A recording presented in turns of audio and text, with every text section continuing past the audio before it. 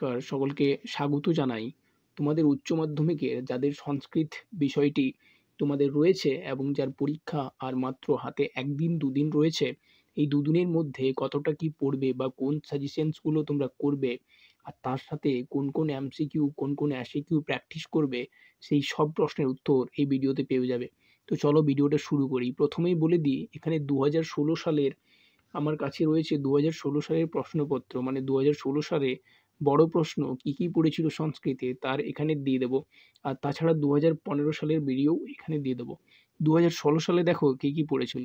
একটা কথা বলি, এটা ২০২৪ চলছে, কিন্তু ২০১৬ সালেও কিন্তু উচ্চ মাধ্যমিকের কোয়েশ্চেন প্যাটার্ন এবং সিলেবাস দুটোই এক ছিল, অর্থাৎ এই একইভাবে কিন্তু প্রশ্নপত্র তোমাদের থাকবে।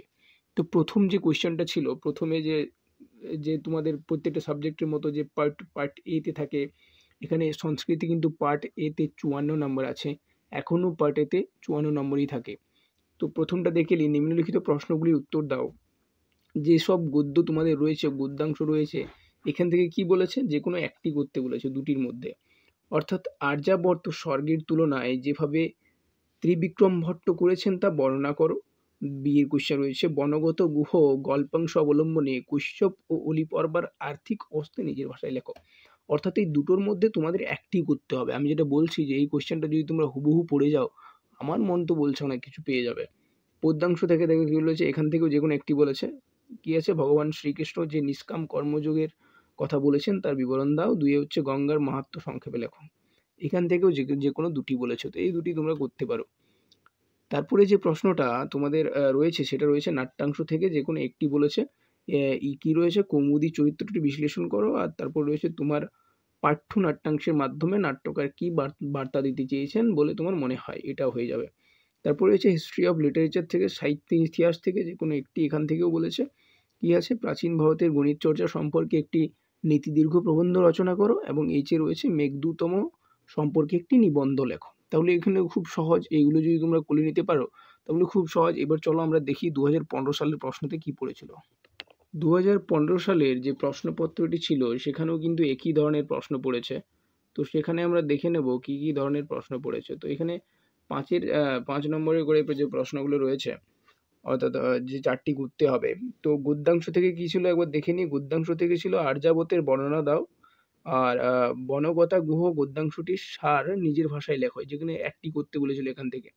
পদ্যাংশ থেকেও যে কোনো একটি, ২০১৬ সালে যেটা দেখালাম তোমাদের, স্বধর্মে নিধং শ্রেয় পরধর্মে ভয়াবহ, তাৎপর্যটি বর্ণনা করো। এটা কিন্তু আমি এখনো করতে পারবো।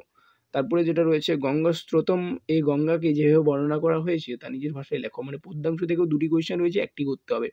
আমি যেটা বলছি, ২০১৬ সালের যে প্রশ্ন ছিল এবং ২০১৫ সালের যে প্রশ্ন ছিল, এই যদি দুটা এই থেকে করা যায়, সহজেই কিন্তু তোমরা ৪টা কোয়েশ্চেন পেয়ে যাবে। ৪টা ৫টা কোয়েশ্চেন কমন পেয়ে যাবে।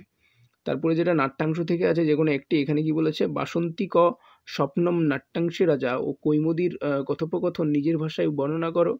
পরে রয়েছে বাসন্তিক স্বপ্নম এর প্রথম ৩টি শ্লোকের ভাবার্থ নিজের ভাষায় লেখো। সংস্কৃতে তোমাদের ভাবার্থ যেটা পড়ে, শ্লোক পড়ে, তো সেগুলো তো তোমরা পারবে। তারপরে লিটারেচার থেকে কি আছে, হিস্ট্রি লিটারেচার, সুশ্রুত সংহিতার বিষয়বস্তু সংক্ষেপে লেখো। তারপর রয়েছে আর্যভট্ট সম্পর্কে একটি নীতিদীর্ঘ প্রবন্ধ আলোচনা করো। তো এই হয়ে গেল ২০১৬ আর ২০১৫ সালে তোমাদের বড় প্রশ্ন। এবার আমি কিছু এমসিকিউ তোমাদের বলে দেবো। তোমাদের হাতে ২-১ সেকেন্ড সময় দিয়ে দেবো। বিকল্পগুলো তোমরা যদি নিজে পারো সেগুলো অ্যান্সার দিও। আর না হলে আমি তো আছি, আমি বলে দেবো। আর সাথে তোমাদের ২০-২৫টা এমসিকিউ প্র্যাকটিস করা হয়ে যাবে। আর সাথে এসএকিউ শেষে রয়েছে, এসএকিউ তো শেষে ভিডিওটা শেষ অবধি দেখে যাবে, কারণ শেষে তোমাদের এসএকিউ ২০-২৫টা দিয়ে দেবো। সেখান থেকে তোমরা করে আরামসে নাম্বার পেয়ে যাবে এবং 80+ নাম্বার তোলা খুব সোজা হয়ে যাবে। তো চলো শুরু করি। তো যে এমসিকিউ প্রশ্নটা তোমাদের রয়েছে সেটা এবার দেখে নাও। এখান থেকে এমসিকিউ তোমাদের পড়ে কতটা, এখানে প্রথম দেখে নাও যে পার্ট বিতে কত নম্বর থাকে, ২৬ নম্বরের। এমসিকিউ থাকে ১৫টি এবং এসিকিউ থাকে ১১টি। টোটাল ২৬ নম্বর কিন্তু এখান থেকে পড়ে। আর বাকি যে ৫৪ নম্বর তোমাদের থাকে সেটা থাকে পেপার পার্ট এ থেকে। তো চলো তোমরা এই এমসিকিউগুলো প্র্যাকটিস করো। প্রথম কোয়েশ্চেনটা কি রয়েছে, পূর্ণজনের আশ্রয়স্থল কোনটি? উত্তর হয়ে যাবে কিন্তু আর্যাবত। ২ নম্বর যে প্রশ্নটা, অনধিত কথার অর্থ কি? উত্তর হয়ে যাবে অপঠিত। ৩-এর যে প্রশ্ন রয়েছে, পুরমানয়তী শব্দে কোন স্থানকে বলা হয়েছে? উত্তর হয়ে যাবে শহরকে বলা হয়েছে। 4 রয়েছে কনক শব্দের অর্থ কী?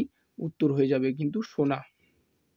তো এখানে যে 4টি প্রশ্ন রয়েছে সেটা গদ্যাংশ থেকে 4টি রয়েছে এবং পদ্যাংশ থেকে আবার 4টি প্রশ্ন রয়েছে। তো পদ্যাংশ থেকে যে 4টি প্রশ্ন রয়েছে সেগুলো আমরা দেখে নেব।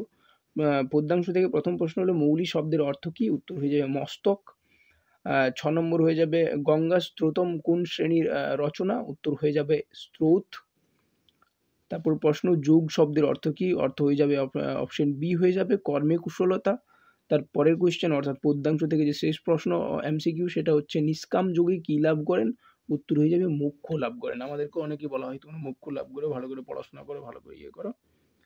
তারপর যে নাট্যাংশ থেকে যেগুলো রয়েছে, তো নাট্যাংশ থেকে প্রথম কোয়েশ্চেন কী রয়েছে? বৈবস্বত্ব কথার অর্থ কী? উত্তর হয়ে যাবে যম। তারপরে কোয়েশ্চেন অতিথিরা রাজার জন্য কোথায় আক্ষেপ করেছেন? উত্তর হয়ে যাবে সঙ্গীতশালায়। তারপরে বিদ্রাবয় কথার অর্থ কী?